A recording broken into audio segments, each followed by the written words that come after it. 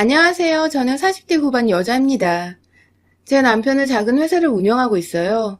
아버님과 같이 운영하고 있던 회사였는데 노후하신 아버님은 회사에서 손을 떼시고 남편 혼자 도맡게 되었던 회사예요. 저와 남편은 각각 다른 자리에서 열심히 일을 하다 보니 시집 장가도 못 가고 있던 상태였어요. 저는 대기업은 아니지만 그래도 중소기업에서 과장이었고 거래처로 만난 남편과 자주 붙어 있다 보니 눈이 맞아 연애를 시작하게 됐어요. 40대가 되고 만난 사이라서 로맨스를 기대했다기보단 그냥 마음의 안정을 찾고 싶었다고 해야 할까요? 그런 마음으로 시작하게 된 연애였어요. 물론 사랑하는 마음이 없었던 건 아니었어요. 근데 이제 떨림보다 편안한 느낌이 더 좋았던 거였죠. 큰 설렘보단 그냥 가족 같은 그런 느낌이요. 그렇게 연애를 시작한 지 3개월이 좀 지났을 때 갑자기 남편이 저에게 프로포즈를 한 거예요. 남들이 생각하는 비싼 레스토랑 뭐 이런 건 아니었지만 차 안에서 정말 진심을 담은 말들로 저를 감동시켜줬어요. 그렇게 저는 남편의 마음을 받아줬고 빠르게 결혼 준비를 해서 초고속으로 결혼식을 하게 되었습니다. 아무래도 늦은 결혼이다 보니 주변 반대는 없었어요. 되레 결혼을 안 하고 혼자 늙어갈까 또는 손주 한번 못 안아볼까 걱정하던 양쪽 부모님들은 너무나 기뻐하시며 서로의 배우자를 받아주셨습니다. 그래서 이 결혼은 너무나도 성공적이라고 아주 잘한 선택이라고 제 스스로 생각하게 만들었어요. 그런데 그 생각은 결혼 1년차도 안 돼서 와르르 무너져 내렸습니다. 친구들이 왜 결혼했냐고 지옥이라고 말할 때 좀 더 생각해봐야 했었는데 시집살이 그거 진짜 보통이 아니더라고요. 명절 때마다 먼 시댁집까지 찾아가서 음식 해야지 청소해야지 어떤 날은 빨래도 해야만 했어요. 하지만 이 정도로 끝이 났었다면 다들 그러고 사니까 그러려니 했겠지만 먼 길 사시는 시어머님은 시도 때도 없이 서울로 오셔서 짧게는 2, 3일, 길게는 보름 이상 저희 집에서 머물다 가셨어요. 아주 그때마다 저는 죽을 맛이었습니다. 시어머님이 노는 거 너무 좋아하셔서 틈만 나면 용돈을 달라 하셨고 친구들과 저희 집에 와서 술 파티를 하질 않나. 마음대로 저희 안방에서 친구분들과 잠을 자질 않나. 진짜 상상 초월이었어요. 하루는 제가 몸이 너무 안 좋아서 반차를 쓰고 집에 왔는데 신발장에 신발이 너무 많이 있더라고요. 느낌이 쎄한 상태에서 저는 어머님 오셨어요? 를 외쳐봤지만 거실에도 부엌에도 작은 방에도 베란다에도 안 보이셨어요. 설마 하고 안방문을 열었는데 저는 그 자리에서 주저앉아야 했습니다. 어머님과 어머님 친구들이 완전 술이 떡이 돼가지고 저희 안방을 다 난장판으로 만들어놨더라고요. 심지어 이불에 누가 소변과 토의 흔적들까지. 정말 몸이 아파서 온 저는 더 몸이 안 좋아졌어요. 바로 다들 일어나시라고 제가 화를 내면서 깨웠는데 눈치 없는 시어머니는 아주 정신을 못 차리시고 주무셨어요. 겨우겨우 정신을 차린 시어머님 친구분들은 바로 도망을 가셨고 저희 시어머님은 저녁이 다 지나고 나서야 잠에서 깨어나셨습니다. 그런데 더 웃긴 건 그 난리통을 보고도 뻔뻔한 저에게 해장국을 끓여달라고 하는 거예요. 진짜 어이가 없어서 코웃음만 나왔어요. 남편도 이건 좀 심하다고 생각이 들었는지 시어머님을 데리고 나가더라고요. 그리고 저는 화나는 마음을 가다듬고 안방을 청소하는데 진짜 너무 짜증이 나더라고요. 아니 세상 어떤 시어머님이 저럴 수가 있는 건가? 저는 너무 이해가 안 돼서 진짜 욕밖에 안 나오더라고요. 그래서 아주 바닥, 이불, 벽, 베개 카바를 닦고 세탁하고 하면서 욕을 미친 듯이 했어요. 그런데 너무 심하게 난장판을 만들어놔서 2시간은 청소를 한 것 같아요. 그렇게 혼자 개고생하면서 밥도 못 먹고 청소를 하고 있었는데 해장을 하고 온 시어머님과 남편이 들어왔어요. 근데 해장을 하러 가놓고 둘이 한 잔 또 하고 왔더라고요. 저는 화가 나서 남편에게 방으로 들어오라고 눈치를 줬어요. 남편은 조심스럽게 저를 따라왔고 저는 안방에서 잔소리를 퍼부었어요. 아파서 반찬까지 쓰고 집에 왔는데 더 힘들어졌다고. 어머님 정말 해도 해도 너무하신 거 아니냐고. 그리고 당신은 어떻게 아픈 사람 혼자 두고 나가서 이걸 나 혼자 다 치우게 하냐고. 뭐라고 하고 있는데 갑자기 시어머님이 문을 확 열고 들어오시더라고요. 너는 내가 이 집에 오는 게 그렇게 싫으니? 그래서 애비를 이렇게 잡는 거냐? 아니 어머님, 솔직히 오늘은 좀 너무하신 거 아니에요? 너무하게 뭐가 너무해? 네가 너무하지. 사람이 살다 보면 실수도 하고 그런 거지. 너는 꼭 그걸 들춰서 가족 흉을 봐야겠니? 그래야 네 속이 편하냐고.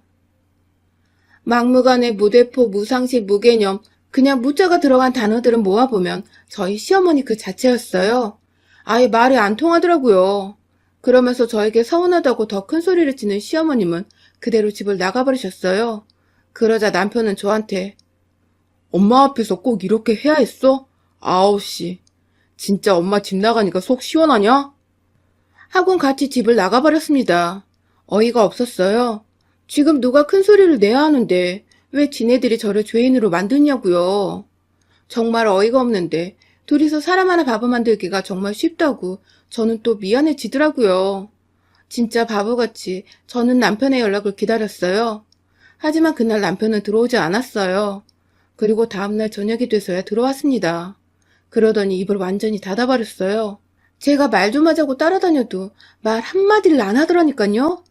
진짜 누가 화내야 할 상황인데 참나. 다시 생각해봐도 아주 제가 등신이었어요. 그땐 남편이니까 부부싸움은 오래 하면 할수록 안 좋은 거니까 저는 풀어보려고 노력했어요. 그러자 남편이 말하더라고요. 나랑 화해하고 싶으면 엄마한테 먼저 사과해. 그리고 나한테 다시 제대로 사과하고. 지네가 뭘 잘한 게 있다고 저한테 사과를 원하냐고요. 근데 저는 남편의 고집 때문에 어쩔 수 없이 다시 서울에 올라오신 시어머님에게 술상을 차려드리면서 죄송하다고 말씀을 드렸습니다. 그렇게 시어머님도 남편도 기분이 다 풀리고 술자리가 끝날 때쯤 시어머님이 다시 제 심기를 건드리기 시작했어요. 예, 이번 주에 내 친구 금자 생일이거든? 집에서 좀 놀게. 생일상 좀 차려줘라. 저는 이게 뭔 소린가 싶어서 놀란 눈을 하고 네? 라고 받아쳤어요. 들었지만 듣지 못한 척하고 싶었고 잘못 들은 거라고 제 자신에게 말해주고 싶었어요. 하지만 시어머니만 한 번 더 저에게 금자 생일상 좀 차려달라고. 이미 우리 집에서 한다고 말해놔서 취소도 못해. 그니까 부탁 좀 할게 며느리. 우리 집? 아니 아들 신혼집이 어떻게 우리 집이 될 수 있는 거냐고요. 게다가 이 뻔뻔함은 대체 어디서 나오는 거고요. 진짜 저는 순간 빡침이 확 올라왔지만 최대한 얼굴 표정을 숨기려고 노력했어요. 하지만 표정이 완전 굳어버렸고 시어머님은 정색을 하면서 또 저한테 왜? 싫으냐? 잘못했다고 술상까지 차려놓고 사과하더니 다 뻥이었어? 완전 이거 노리고 저한테 화낸 거 아니냐고요. 저는 그렇게밖에 생각이 안 들더라고요. 제가 대답을 제대로 못하자 남편이 상밑으로 저를 발로 툭툭 차기 시작했어요. 그러더니 자기가 대신 대답하더라고요. 에이, 이 사람이 잘 준비해드릴 테니까 다 데려와. 걱정 말고 내가 술도 다 사놓을게. 그치 여보? 준비 잘 해줄 수 있지? 진짜 해줄 거냐? 네 입에서 대답 좀 듣자. 어쩔 수 없이 저는 알겠다고 말을 해버렸어요. 아니, 지네 집에서 하면 되지. 아무리 아들 집이라고 해도 남의 자식인 며느리를 그렇게 막 부려먹어도 되냐고요. 심지어 가족 생일상도 아니고 왜 남의 가족상을 제가 만들어야 하냐고요. 하나부터 열까지 진짜 다 마음에 안 들기 시작했어요. 이런 마음을 남편에게 말을 해봤지만 어머님이 체면을 많이 생각하시니 잔말 말고 잘 차려드리라고 말하더라고요. 그래서 당신이 차려보라고 말했는데 괜히 부부싸움만 더 커져버렸어요. 제가 집에서 노는 사람도 아니고 똑같이 일을 하는데 부당하게 저만 시집살이를 해야 한다는 사실이 솔직히 진짜 억울했어요. 하지만 한국 정서가 그러한 만큼 저도 어쩔 수 없는 부분이라고 스스로 위로하면서 세뇌를 시켰어요. 그때라도 때려쳤어야 했는데 바보 같았죠.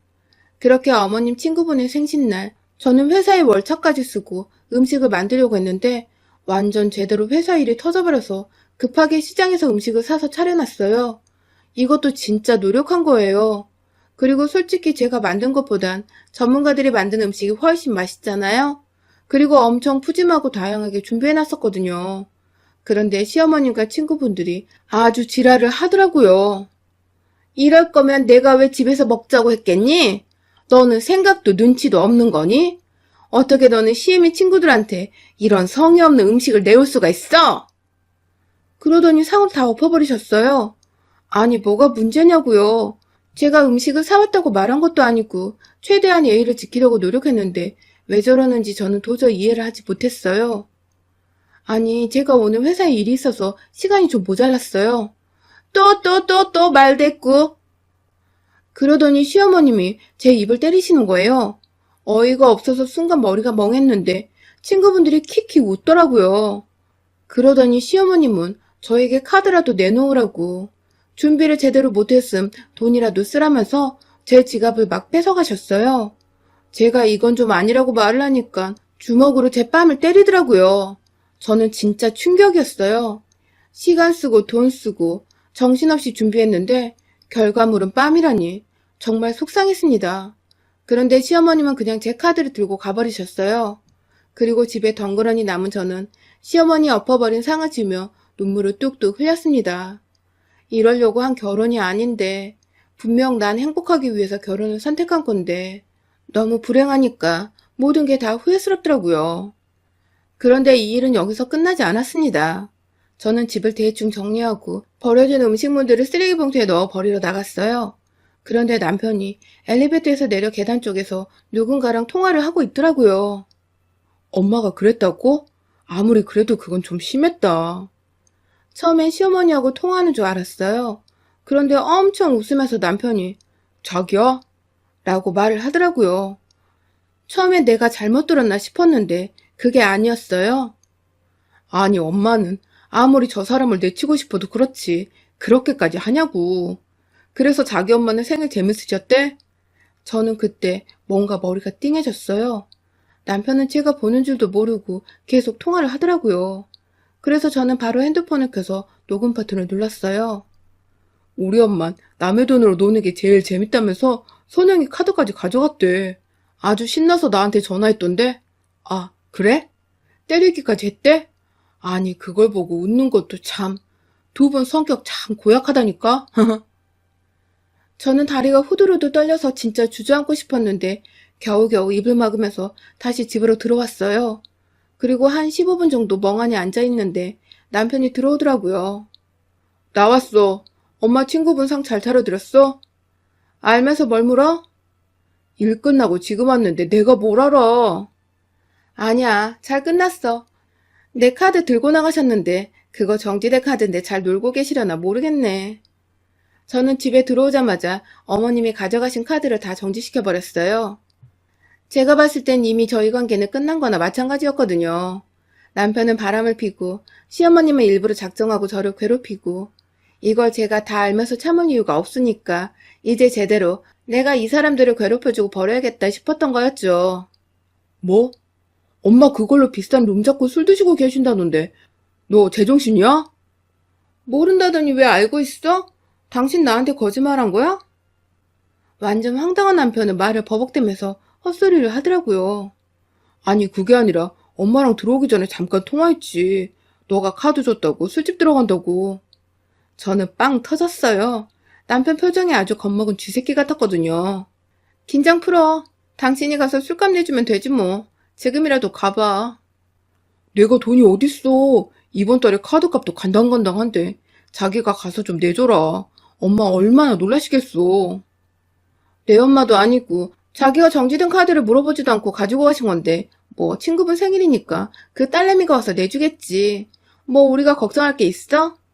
야, 걔 백수야. 지가 없다고. 내가 월세도 내주... 멍청하게 지 입으로 아주 술술 풀더라고요. 월세? 너 진짜 제대로 두 집 살림했냐? 그냥 단순한 바람인 줄 알았는데 남편은 두 집 살림 중이었어요.